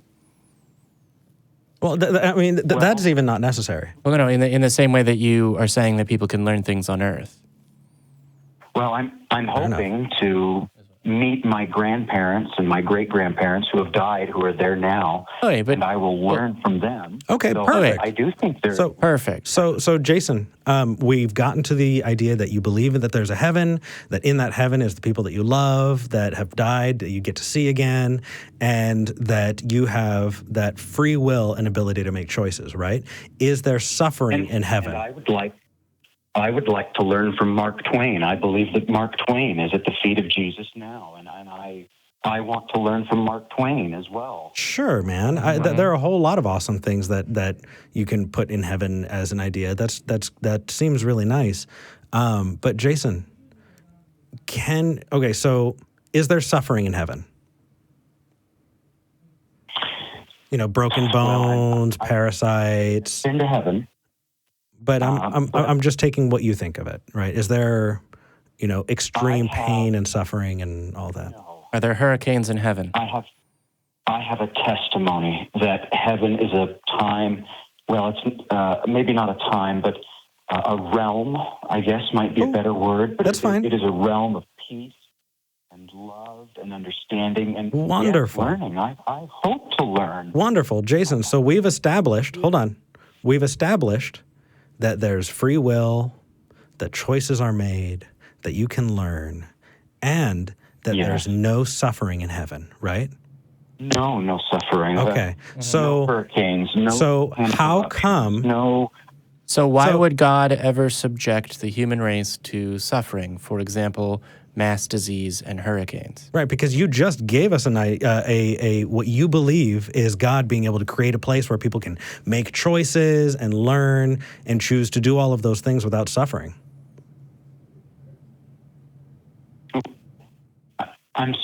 Were you asking a question? I guess I don't understand. So sure. It sounds as though this call has been, well, bad things happen in the world, but God cannot solve everyone's problem, is sort of part of the underlying message I'm hearing you say. You haven't said exactly those words, but I think that's the gist of at least part of what you're calling in to say. Yeah. And what we're saying is... That's not the whole kit and caboodle, but... I believe that. I believe that there's a lot more to it than that. I don't think you would have called in with 2 sentences and then, talked as long as we have if that was all you had to say. But... if God is capable of creating a realm where human beings can learn and not suffer, why would he then create a realm where human beings suffer and learn? Well, I teach high school mathematics, and I could put it this way. School is a microcosm of life. And school is necessary that we learn and perhaps we can see that this planet and this plane of existence is the school that our souls are here to learn. And then, of course, at death, we graduate. Some, Jason? of course, will drop out. So I think graduate from life. Okay. So Jason, I So think that the abyss hold on. That is hell. Hold on. yeah, it's a tech problem. It's Yeah. his phone. Jason, so let's play with that analogy, but first let's say this analogy, if we, when we're talking about it and examining how it applies, if we come to learn that, oh wait, it doesn't actually describe the world very well, can we agree that we would set it aside? Right? So if we, for example, if we had a bad analogy like, oh, life is like a soccer game, and we figured out that, no, actually, there's no goalkeeper or whatever, we would set that analogy aside and find a different way of describing life? Can we do that with... You know, I'm certainly open to a different analogy. So what I would say is... If I can I add just one item? Can I tack on something to my analogy? Yeah. Jesus Christ would be the principal of the school. Mm-hmm. Just so you know. Or even the assistant principal, his father would be the principal. And then the administration is the Trinity, and the all the angels are like teachers. Yeah. Sure. I think it's an interesting and certainly poetic analogy. But what I would say is, if you saw a school where teachers and teachers' aides and principals and the administration stood by in classrooms and in the food court and watched the children murder each other, I think you and I could agree that that would not be a very good school, right? Or that they watched and some people didn't get food and some people did, that the administration of that school would change how that school works to make it better for the students. You know, that's a good response. I hadn't thought of that, and you know, I can't catch every misbehavior, and that's true. We're humans. We're not perfect. No. Yeah. But if the idea is that there is a God that could catch every misbehaving and that would be perfect, right? The school is. I mean, this sort of sounds a little bit Orwellian, but the school has an infinite number of security cameras looking at everything from every direction, and the principal's brain is connected to it. So God can see everything, and it's a smart school. So God can manipulate the existence of desks and everything in every part of it. We're stretching this analogy as far as it can go. But God is capable of even, controlling a student's, ability to stand up straight. He can wave his hand and then they freeze in time or whatever. Wouldn't you expect a principle that wanted human beings to learn and to not suffer to stop them from suffering, particularly when it meant that they wouldn't learn? And I think the point that we're making is no one learns anything if they get killed in a hurricane. Well, and I'm understanding your response. Your implication would be that our God is an incompetent principle, or that Jesus is incompetent, and I would agree. I don't see that at all. I think that they are competent. We could say omnicompetent, if you'd like. Okay, so here's what I will say, because actually, let me add something to this analogy. Let's say that you are told, there is a principal and a dean of students. We'll say that's God, the Father, and the Son, whatever. The administration exists. They've come out and they've addressed the students many, many generations ago, and the students have carried this legend on. But the principal's office is locked, right? You don't get to go there until you graduate, right? Okay. And people are saying, oh no, the principal has an infinite number of security cameras and, unbelievably sophisticated technology such that they can affect anything that happens in any classroom at any time. They're there, they're watching, and they want you to learn. And if you pray, and if you speak out loud in a specific way, they listen, and they're good, and they want good things to happen to you, and they have a plan for your education. If I looked around in a classroom and I saw that classroom operated exactly how you'd expect it to, if it was run by students without intervention from teachers, do you think it would be reasonable in this hypothetical school for me to assume, well, there isn't a teacher intervening here and there's not a principal bringing order? The discipline comes either from students organizing themselves without reference to the principal, or there's a lead student that's saying, no, the principal wants you to do this, you should do it anyway, and they listen to that. If I saw that, I would go, well, I don't see any reason to believe that a principle exists, but I think that we should all find a way of working together and learning. We have these textbooks here, let's learn from them. And that is effectively the atheist position. I don't know whether or not there's a principal or a principal's office, and so I'm not going to cry out for help from one. Okay, so in other words, you will turn to your fellow classmates or your fellow schoolmates and seek help from them if there's, say, a murder in the hall or somebody's chewing gum. Well, if you don't see any teachers or a principal handy, there's no administration that you can find. My rule would be you can chew gum as long as you pick up after yourself, but... Okay. Sorry. That always annoyed me in school. I don't want it in anyone's hair. I said ears, I meant hair. Sorry, you cut out there for a second. What about the hair? Oh, that I just don't want gum in the carpet and I don't want it in hair. Yeah. So in my school, I would let the students chew gum. That's probably true. And I think God, our principal, I think he's quite reasonable. He lets us chew gum. He lets us communicate with one another in the classes. Jason, but I would also say that God allows a murder to occur in the hallway. Actually, it's worse than that. Yeah. It's worse than that because if you think that your God knows everything that's going to happen, do you? I don't want to put words in your mouth. Do you think that your God knows everything that's going to happen? I do. Then your God put a murderer in the classroom, knowing that murderer would murder.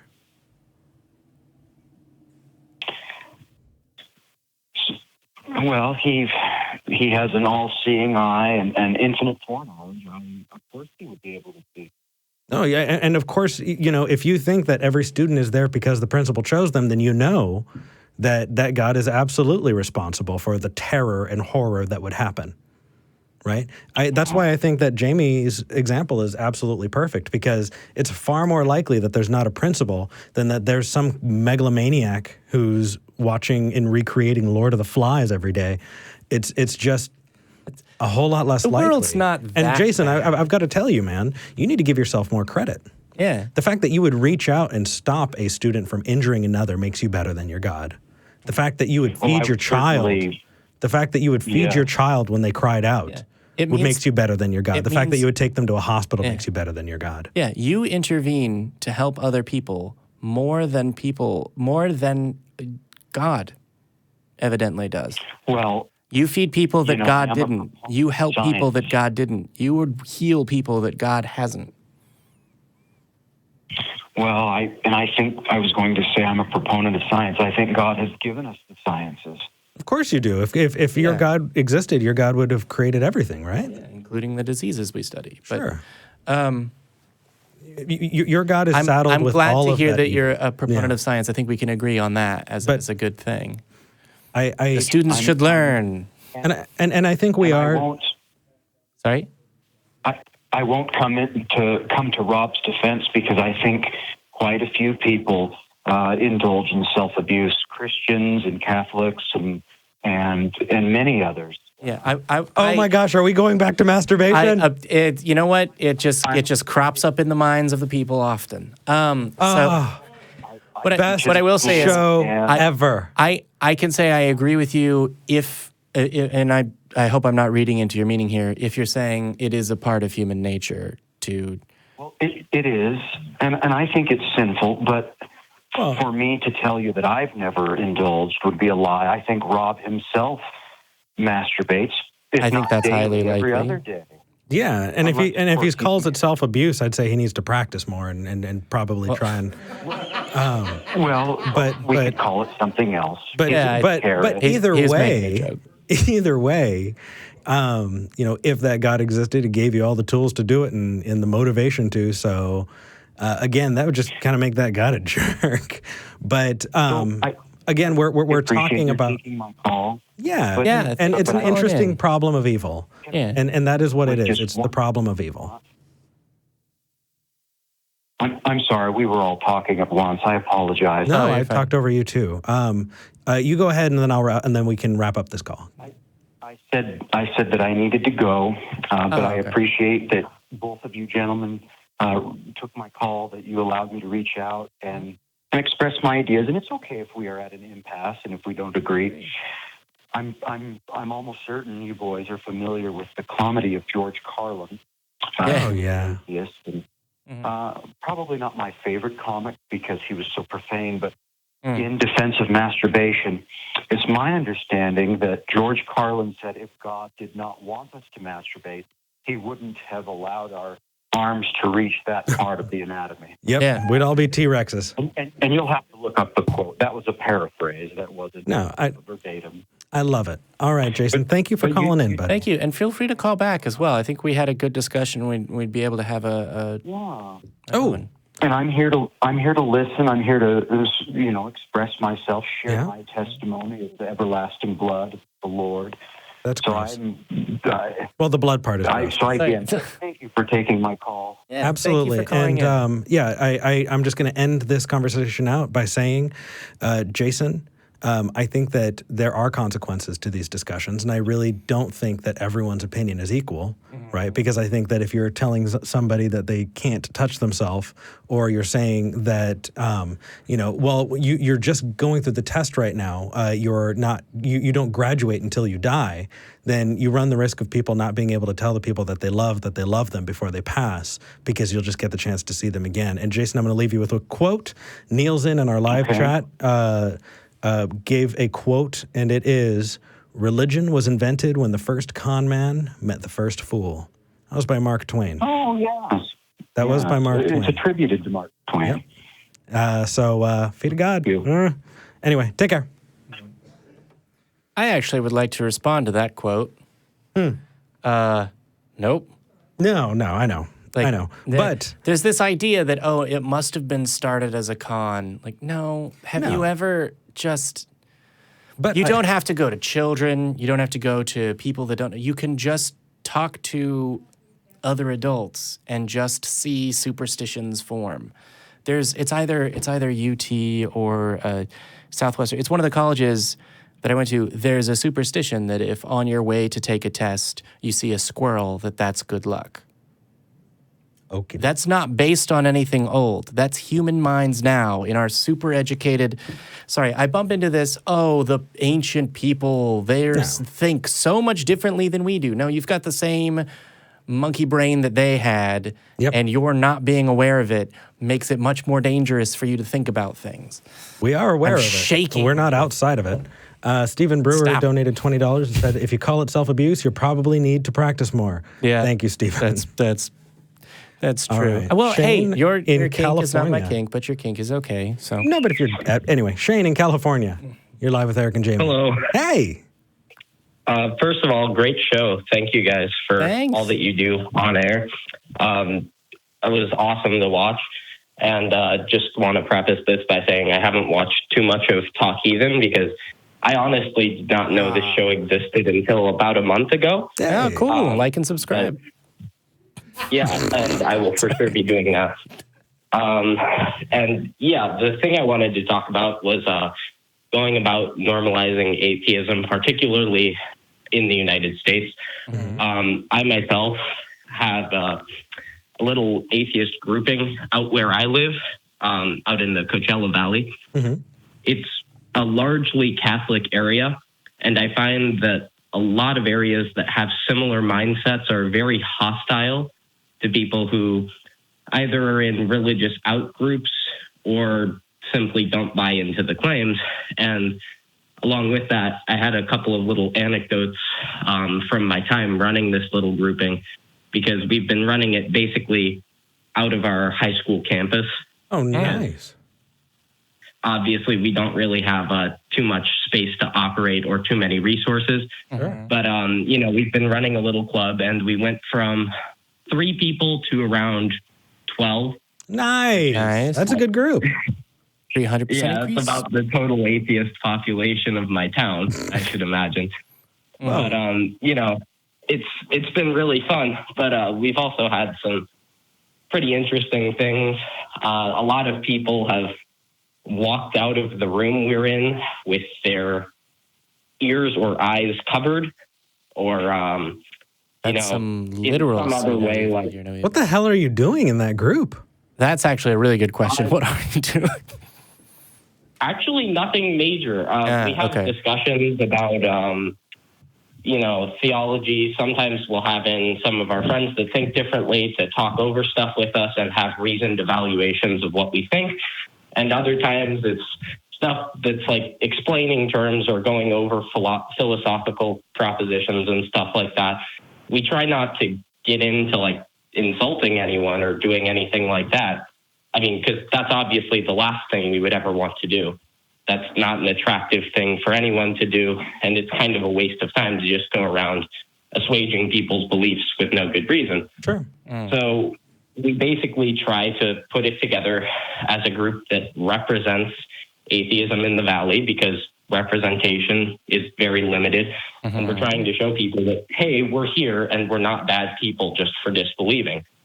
And a lot of people who are unwilling to even consider that just sort of walk out with their eyes and ears covered. I've seen people sitting in the back corner of the room just duck their head, pull over a hood on their hoodie. And it's kind of shocking. Right. Well, the way people will kind of avoid the argument. Shane, we are limited on time, so I wanted to make sure. Is this what you wanted to talk about, or did you want, or are we on a tangent? This is sort of what I wanted to talk about, this attitude of, people look at atheism as if rejecting this proposition is so strange. And I know, right? It's kind of shocking to me, because it's the rejection of a proposition. And people treat you, if you reject any other proposition, if you were vehemently against the death penalty, there's nobody that's going to walk out of a room covering their ears and then later on even, telling people that you're a bad person or something to that effect. So it's just kind of shocking. What I would say is sports fandom, I think, is a good analogy. In fact, my parents, who are still believers, refer to local football as the local religion, which certainly in Texas is basically how it works. But if you told someone, no, I'm not a Steelers fan, even if you were in Pittsburgh, there's no one that's going to cover their eyes and close their ears and walk out of the room or say that you're a bad person. Which is why this is fundamentally different. Yeah, Here's the fundamental difference. As somebody who actually freaking believed it, I'll tell you, I thought I lived in a magical world. And in that magical world, there were things that could magically affect me in the way I thought of things. I thought that I was under the guidance and care of Jesus.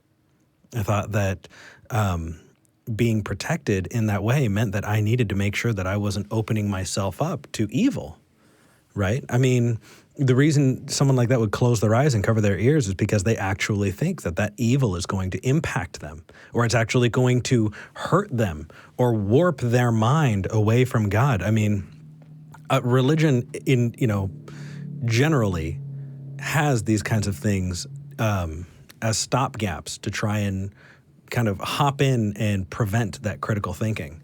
And I didn't know that it was that way. And honestly, I think it probably got that way from, generally, well-meaning means. But when you believe in magic, you can wind up in all kinds of weird places. But I've got to tell you, it may seem weird to somebody who hasn't believed, but when you really do believe it, you're in a war zone. I mean, you are in this spiritual, magical place. And atheists it's not the rejection of a belief. That's not what a lot of Christians think. It's not what a lot of believers think. They believe that those people are under Satan. They think they're under evil. They think that those people are intentionally not telling the truth to draw people away from God. I was I would stay away from the atheist term, and I was away from the atheist term for a long time because I honestly thought that. Even when I stopped being a Christian, I didn't say I was an atheist because it wasn't for another year and a half that I learned what an atheist actually is. Yeah.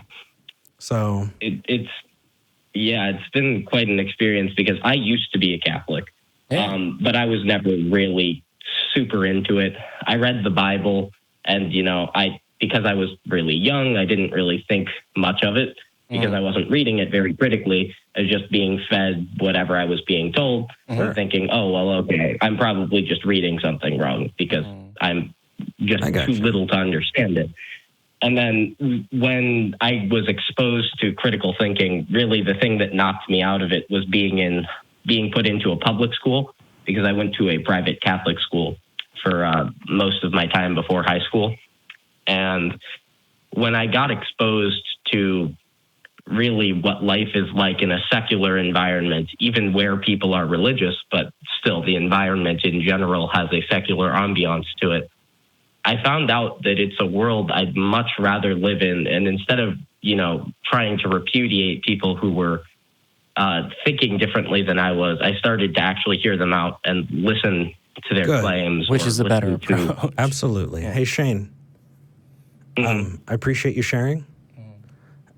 We've got just a few minutes left. I'm trying to get to somebody else, but I'm glad that you're listening, that you're being open to people. I'm glad that you've started a group where people can feel like they belong. Do you got anything going on March 23rd? Are you going to do an Atheist Day thing with your group?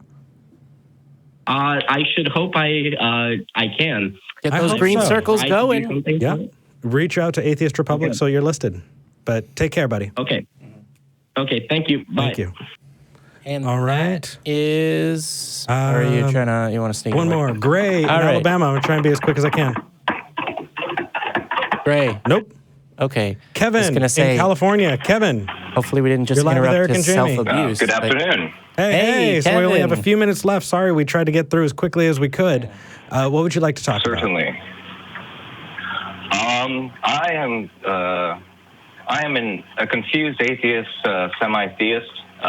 Grew up Jewish, and I can always say that there's been some kind of a separation between how I interpret the moral standards and the history of, you can say, the Old Testament, and then talking to a Christian who interprets more or less the standards of the New Testament, and why we can share in the way we would raise a family, or we can share in our likes and dislikes, and how we operate with groups, like if we're more of a diffuser instead of aggressor.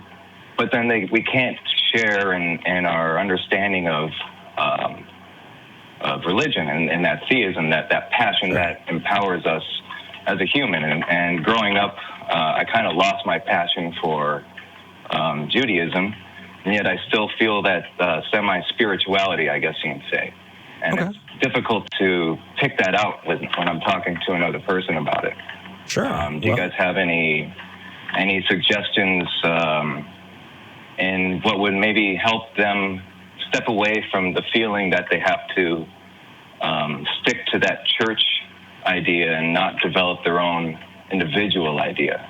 What's funny is the more you explore it, the more you find that when you lose those beliefs, when you start to question those things and you become a skeptic, when you actually start to question your world, and it's not just religion, it's everything, right? When you get to that, a lot of that magical, thinking that I associate with it, right? That feeling, that spiritual, I'm going because it makes me feel good, therefore there's some validity to it, right? It stopped being useful. It stopped working, right? Over time, you stop praying when you realize that nobody's listening, right? So I still feel that sense of spirituality, though. I'm an avid pool player, for instance. Mm-hmm. When I'm playing on a good vibe, doing a lot of good shots, I feel a sense of that spirituality because of the effort that I put into developing how my technique and my abilities. But how very human of you. But hold on, Kevin. Because that's a thing that happens in your mind. Yeah, it sounds like cognitively, that's magical thinking. Well, But it is in the moment. It stems from an emotion, and that emotion is a part of me being human. Right. And so I have the logic and the value of emotion, and that emotion. What I find is when I want to try and talk to Christians about how they feel about their church or how they feel about a certain part of the Bible. It often they stem back to the idea, almost out of an emotional desperation. They stem back to the idea of what the church says more than what they would say as an individual. Hold on. How do you define? How do you define spiritual? I think we're using it in very different ways. Yeah. Spiritual is just a sense.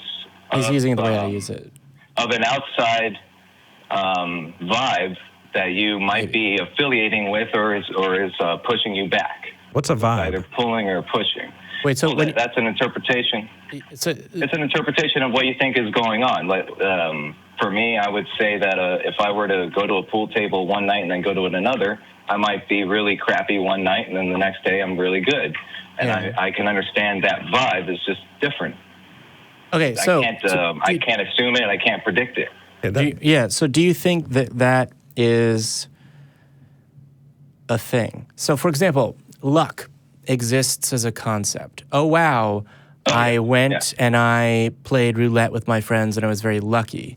That doesn't mean that there was a substance of a thing that encouraged me. It's just a way of describing the general outcome of events from my perspective as being positive vis-a-vis the things outside my control. So if you're using vibe and spirituality to describe something that is like that, but the psychological version in your mind, then we're using it in the same way. Kevin, it's getting real loud, man. Can you There we go. Oh, I'm sorry. I don't have a volume check on. Oh, you're fine. Did you hear what I was saying? Yes, and I appreciate the response. I think that's a very articulate response, and it.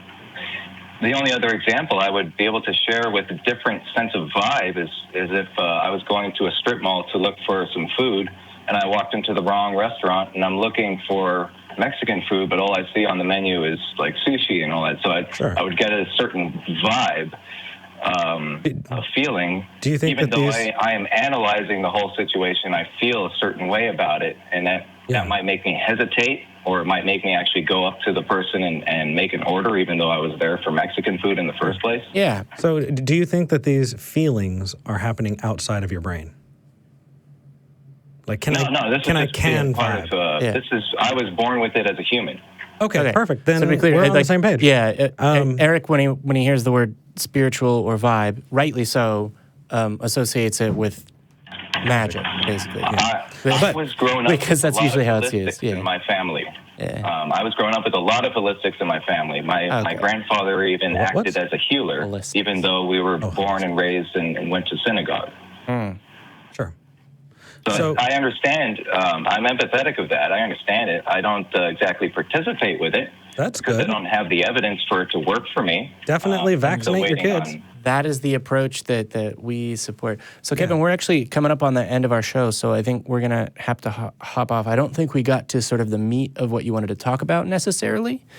So I'm going to go ahead and invite you to call back next week so we can have sort of the latter half of this conversation. But I think that clarifying those things is important. If this wasn't the meat of the conversation, I'd definitely say let's refine to make sure that we jump into the meat instead of having a lot of preamble. None of this vegetarian It was not the meat. It was not the meat. But the reason I call in is to bounce it off of you guys, because I appreciate your personality and your introspective on that. Thank you, man. Consider it bounced. Take care, buddy. Thank you. All right, let's get those atheist rings going. Because look, we've got so much other stuff coming up. We're so excited. I'm happy to be back, Jamie, man. Yeah, I feel like I haven't been on a lot. Yeah, it's weird because I came in and I sat in this chair and it felt not like the usual chair because I'd been sitting over there so much. Yeah. You know, there are over 1,100 people, 365 upvotes. Let's see if we can get some upvotes. Let's see Wait if a we can minute. get some Are you subscriptions. saying there are 1,100 people and there are 300 likes? I have said like you and like what we've got subscribe going, in this video more than I have in please any do. other video.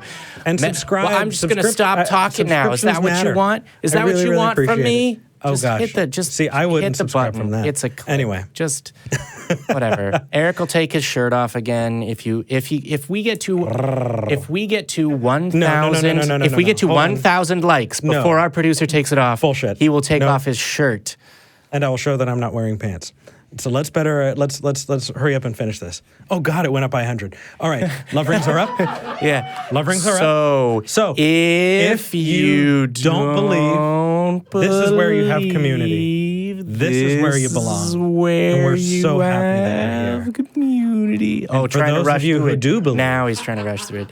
we don't hate you. We don't. We just think you're wrong. We See you next week. think your epistemology.